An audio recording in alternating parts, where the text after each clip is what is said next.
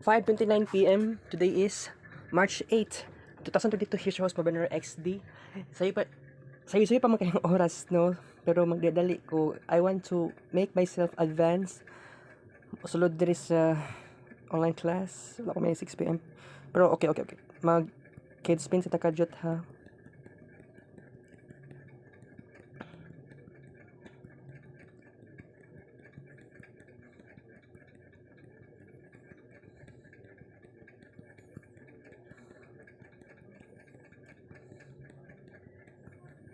By the way,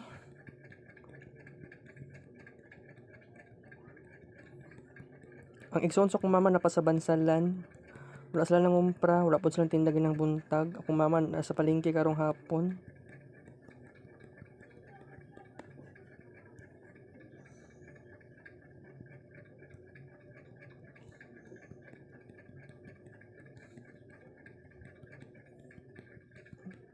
Magsayo ko para himala. Para magtingala si Sir Edgar.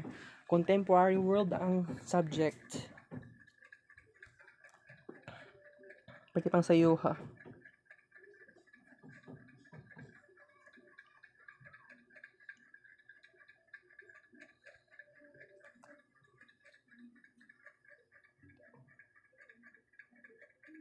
Si pagkaunya ani, wa na po'y klase. Gimove daw ang schedule. How are you guys? So, ang cellphone, sa uyab sa kong mama, naka-charge. So, atong talawon pila ka percent. Kagana 20%, kaganiya karon 27% na.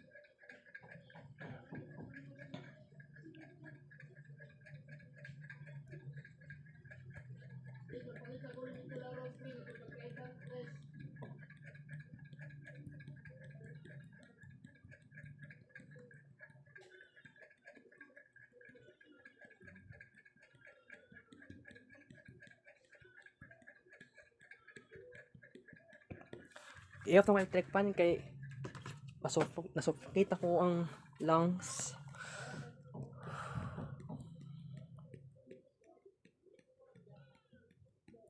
Kontento na ko sa kaon ako karong hapon, guys. Duha ka packs of Cremo content 6 biscuits.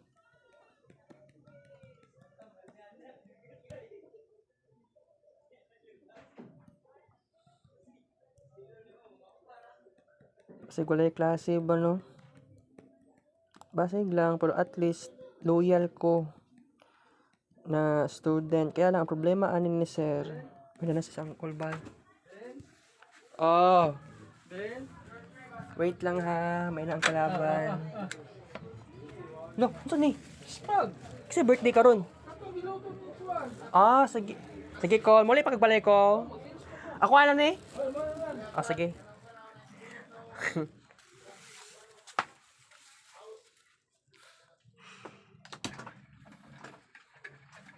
Kontento naman ko sa duha ka pirasos Cremo. Sige, kaon ako eh. Kaya lang sa lupin amo ang ganito.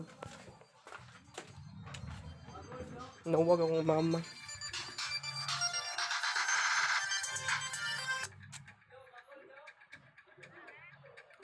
Wala pagyapon ma, pero nana si Bal. Okay. Palang.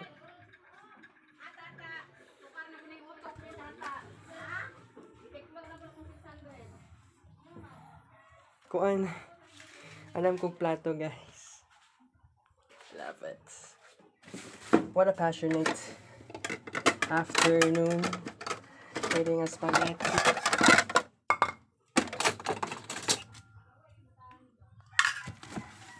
Abot ng uyab sa akong mama.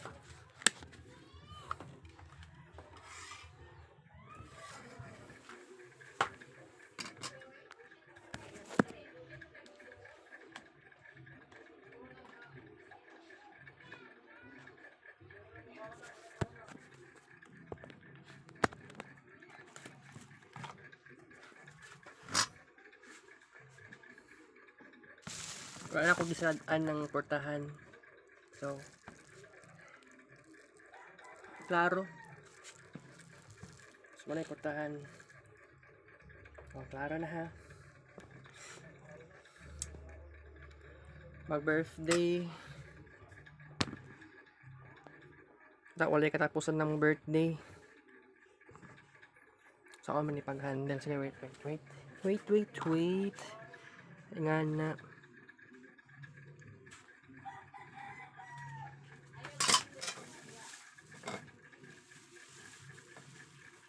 Daghan-daghan. Okay.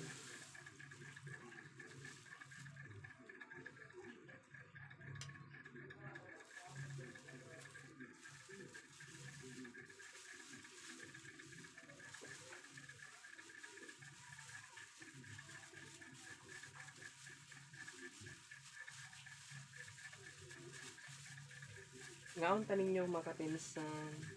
Nilabay na akong basura pero sige lang eh.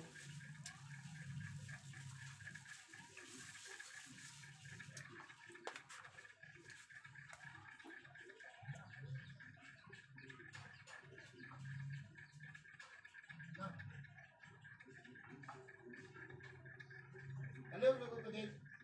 Sunod ang manok ba? Pak, ay sabi. Yung, ano luto? Sunod ang manok ba?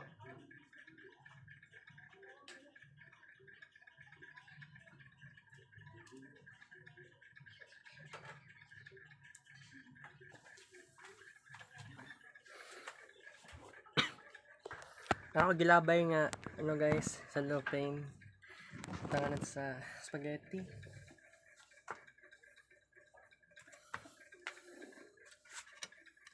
Mga unta by the way. Yes. Napaka-addictive ang yung smell. Dapat ani tinidor, sorry. Kutsara mga itong kuha.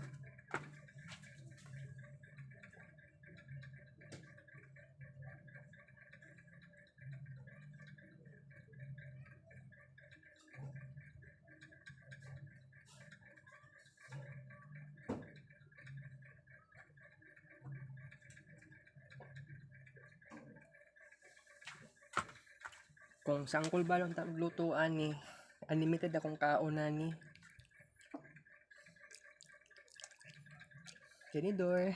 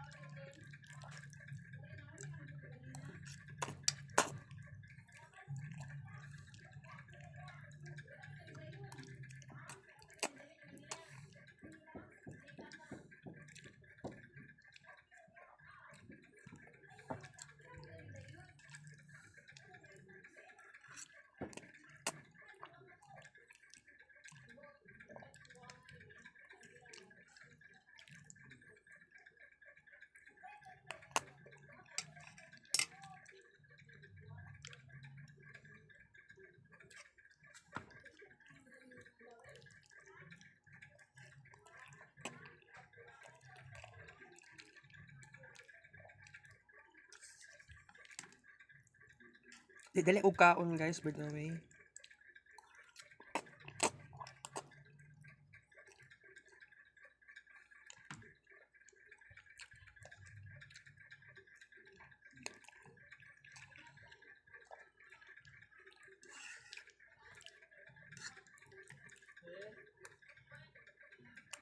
Hmm. Wala pa.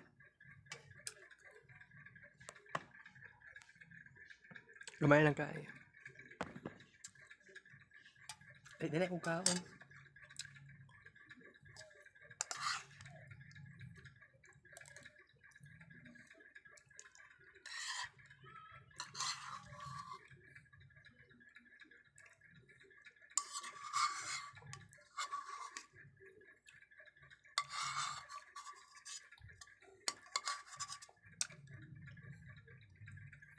Ubos na guys.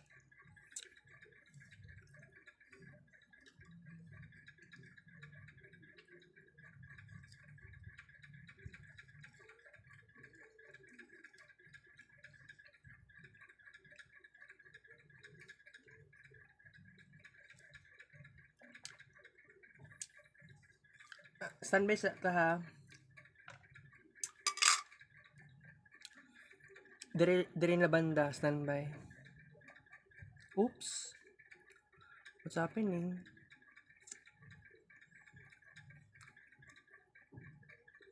Okay. Standby lang tagay. Ako na ning hugason ning mga kinan anak ko.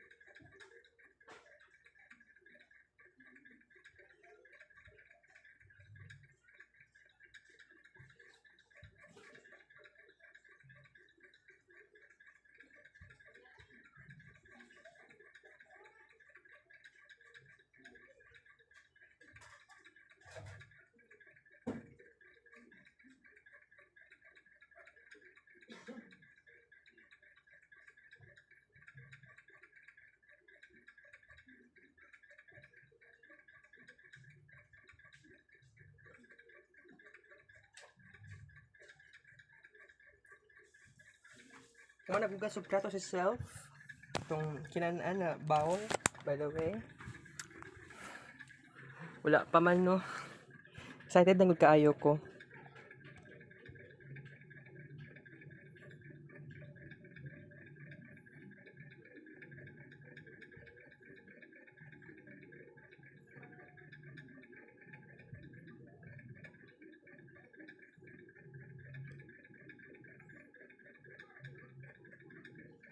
Kini dito.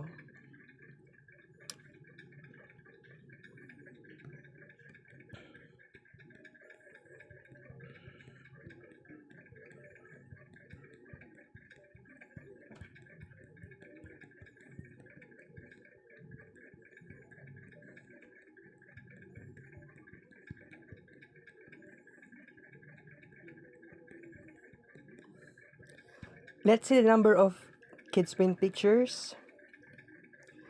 339. Okay lang na. Time check is 5:43 p.m.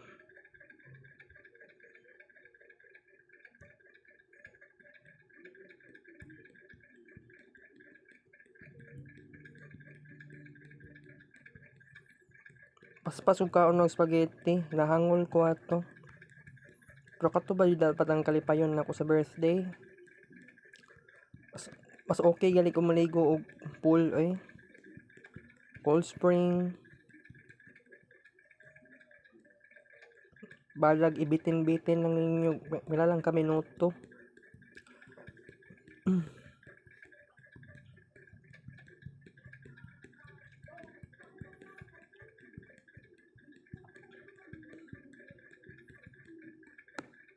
Okay, another naman na brush. Kini na type of brush akong gusto.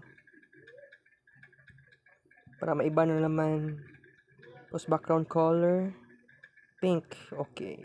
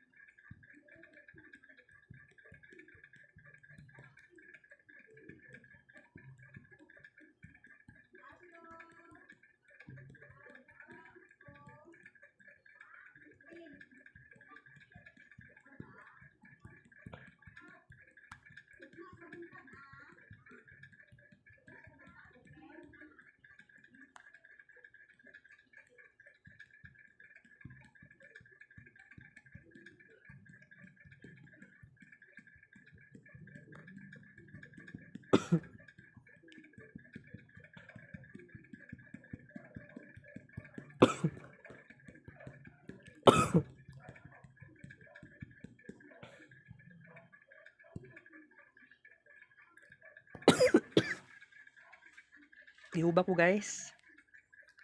Kailangan ako ni vapor rub. Ako rani siyang i-inhale, exhale. Oops, sorry. Wow. Yeah, okay. Tangnan na ko yun. Ana, okay na.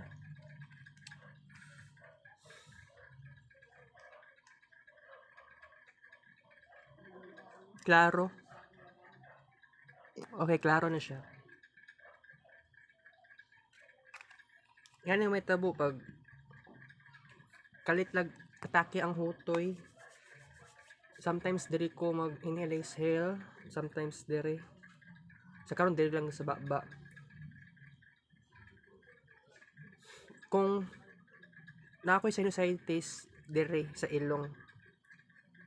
Ayun ako sa left part, diri siya mag-focus while sa right akong i-blocking para anaon ako duha ka kamot. Prepare yourselves to inhale exhale. Sa karon diri sa baba jud. Kaya gihutoy ko.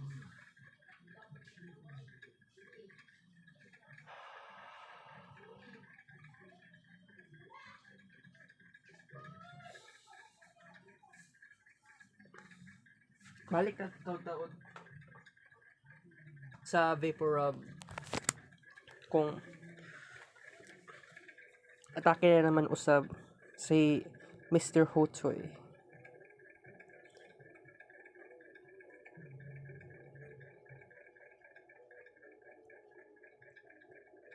Oops.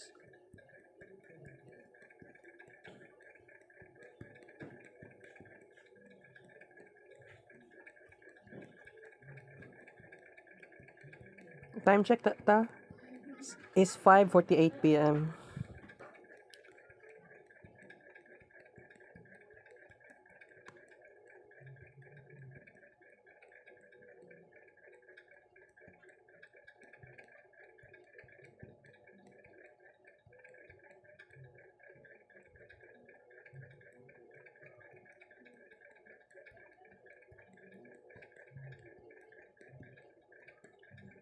Ako tanaw na number of kids paint pictures. 773.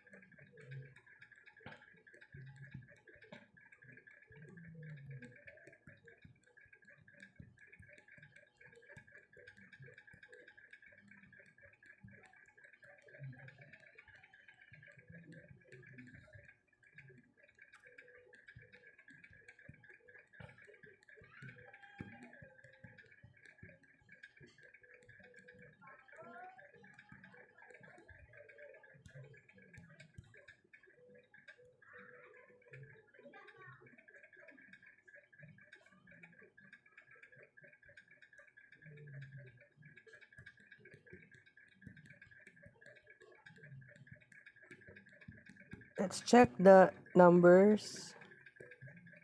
Okay.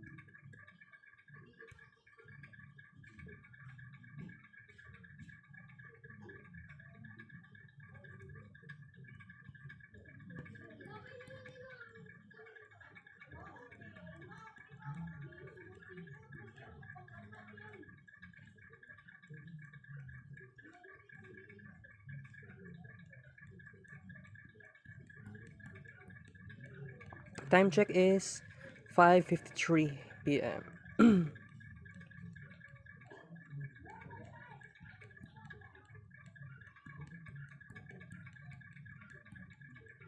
Sali maklase ba? Umaasa ako.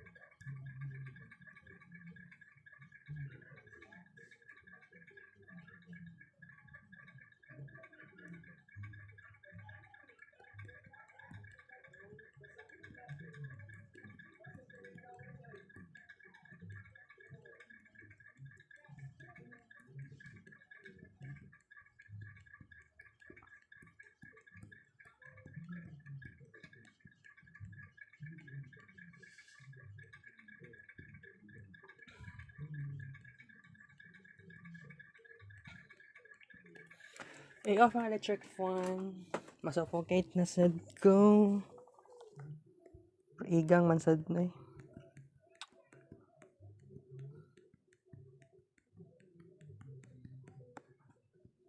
Time check is 5:55 p.m.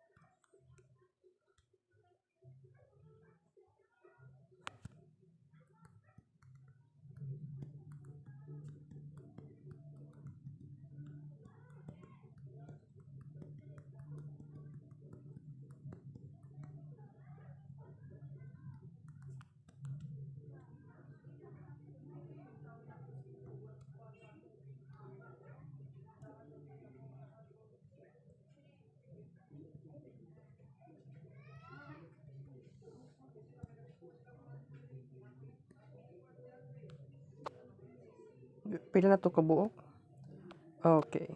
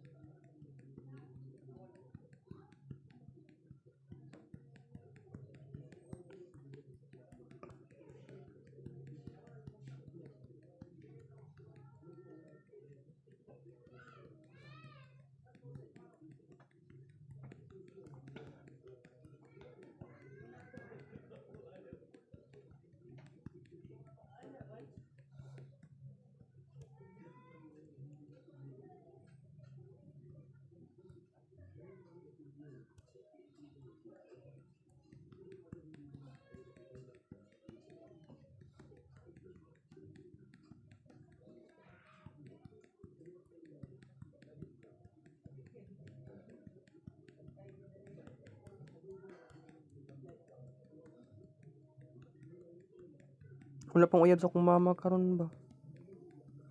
Time check is 6 p.m. 6:01 p.m. na ta, guys. So, di magklase.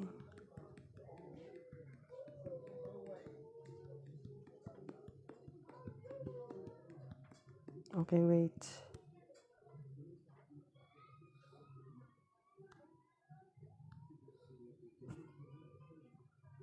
Mag-inganip naman ay.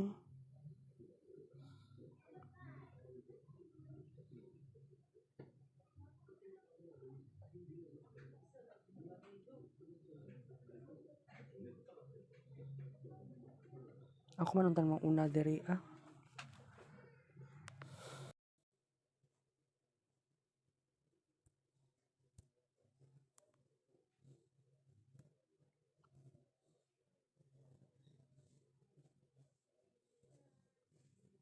Host Anisi De La Fuente.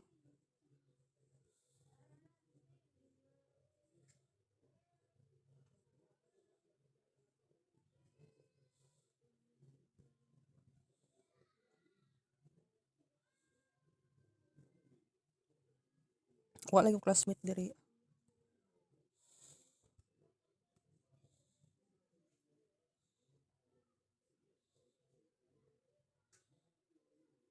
Ako pa lang nauna ba?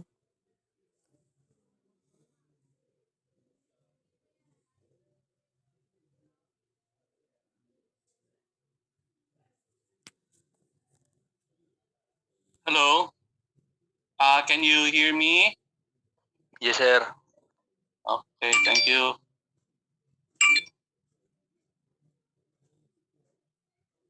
At this point, I would like to ask practically the past month or so, we have discussed globalization. Do you have a better understanding now of globalization? Yes, no? Anybody?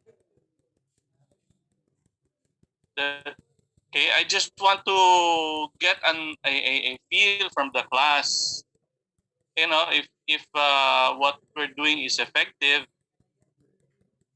I have been asking you to read on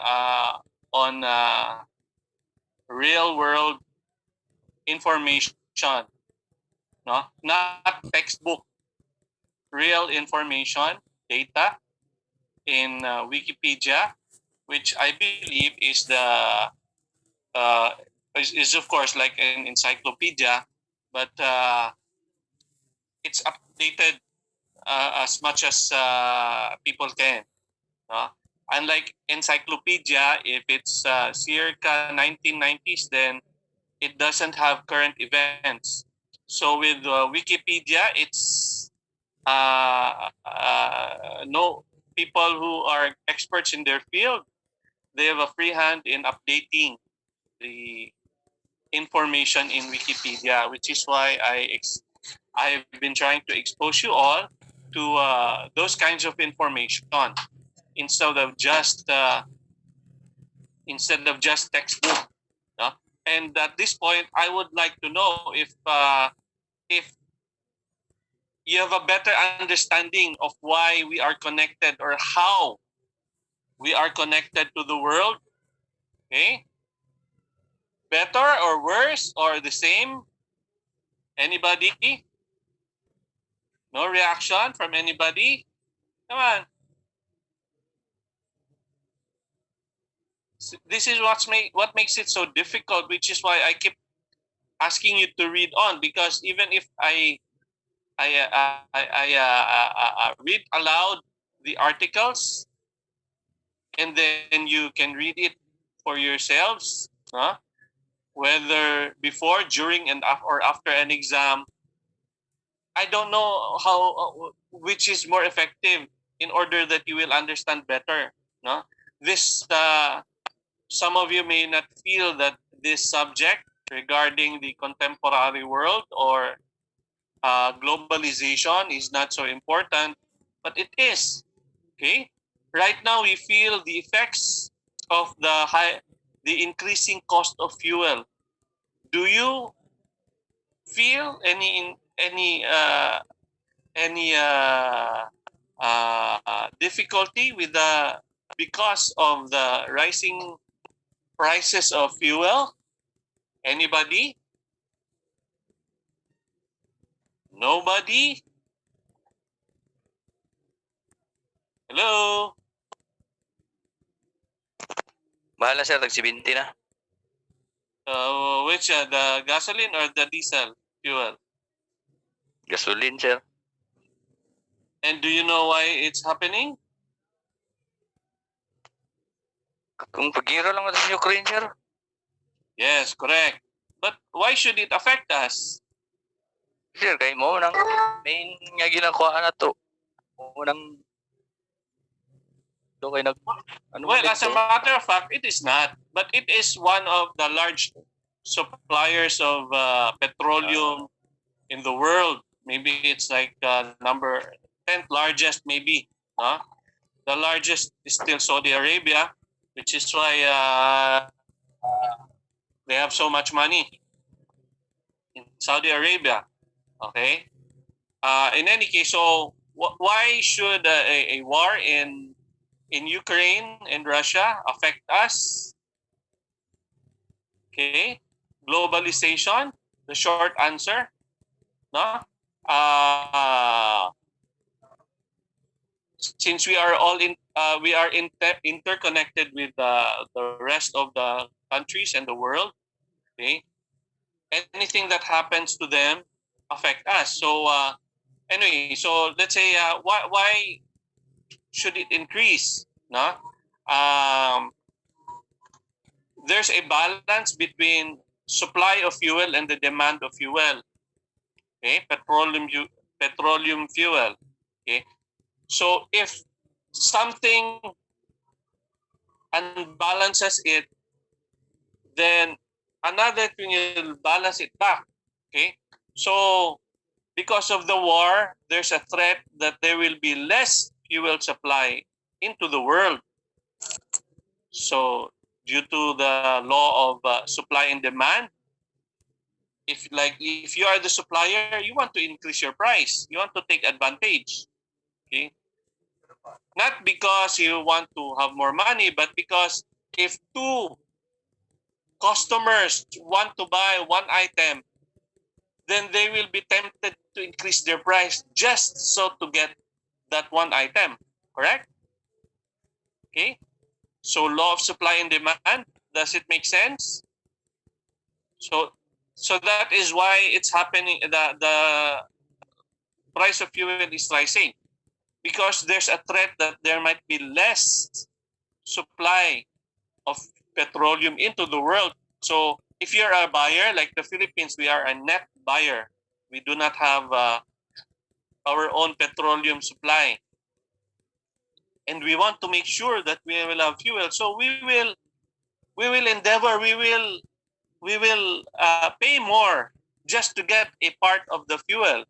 Okay, it's also from the act of the buyer, not only from the seller, which is why the uh, uh, prices also increased, not only because of the seller but also because of the buyer. Okay, uh, does that make sense? Anybody? Yes, sir. Yes, ma'am. Okay, so I guess we all now have a better understanding of globalization. Do we? Okay. Do we need to go back to discussing globalization? Okay.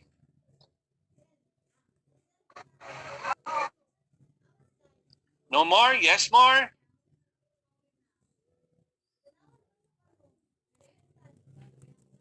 Okay. So, okay, let's move on.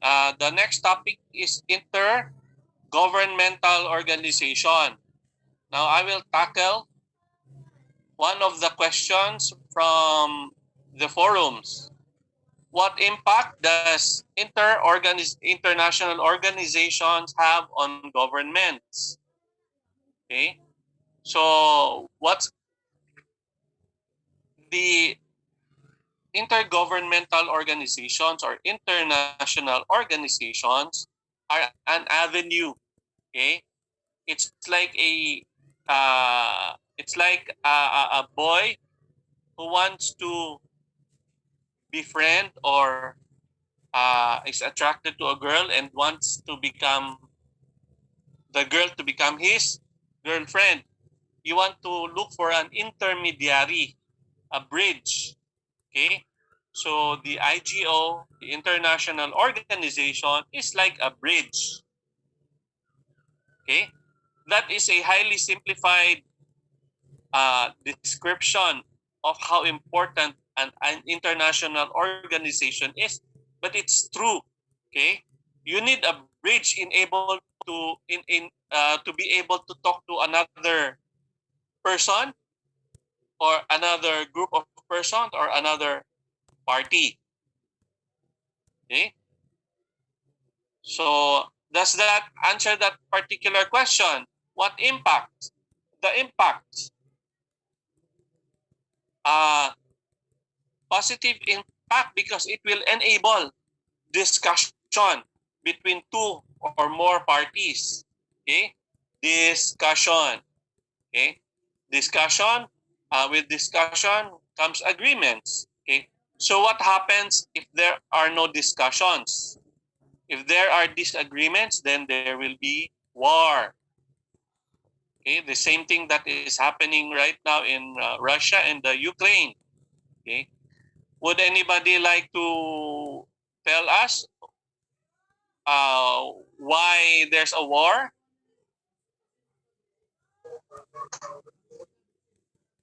Okay, it doesn't need to be correct or wrong. It's maybe something that you heard and you want to clarify. So the time to do it is now. Yes, Miss Travilla, I can see you raise your hand. Um, Russia and Ukraine, sir, nag-away sila tungod sa gusto sa Ukraine na magsali sa NATO katong sige, tagsa. Treaty siya, sir, na gikuanan og other nation pod kanang murag daghan na nation ba gusto nila kalabanan ang gusto nila na mauban ang Ukraine kay para masakop nila ang Russia mapadali nila. Masa. Oh, okay. Thank you, Ms. Travilla, for that. Part of that is correct, no? Because Ukraine is trying to apply to join NATO. NATO, National Atlantic. NATO is North Atlantic Treaty Organization. Okay, it's like a club. Okay, it's a club of it's a group of countries in a certain area. It's around the North Atlantic. Okay, so the North Atlantic Treaty Organization was formed after World War II. Why? Because Russia at that time was called the Soviet Union. They were really very they called themselves communist. Okay, and they want to convert all the countries into communists like them. But the USA and some of the Western countries like the UK, France, Germany, Italy, and the small one and other small countries, they did not want to become communist countries. So it was a conflict between two ideas. Let's just call them ideas: democracy and communism. Okay. So when Russia wanted to convert the other countries, okay, into communist countries also, then but the US and the UK, etc., who they did not want to be communist, so they fought a silent war against the Soviet Union, which is now become Russia. Okay, so because the US was 7,000 miles away from the Europe, okay, they were in another separate continents. Okay, layo, far. So if Russia wanted to invade the European countries, the US was far, but they were willing to help. So they formed Okay, dumagan ko nig 9 the kabuok club, guys. the 1, NATO. 2, Okay? 3, 4, 5, NATO, we will 6, form NATO 7, because 8, we want to 9. guard our borders. We don't want communism to flourish. We don't want to be Napatay communist part 2 countries. series guys So we will for form NATO. tonight. It's a club. By the way, thank you It's for watching only guys. for I love you all. defense. Okay?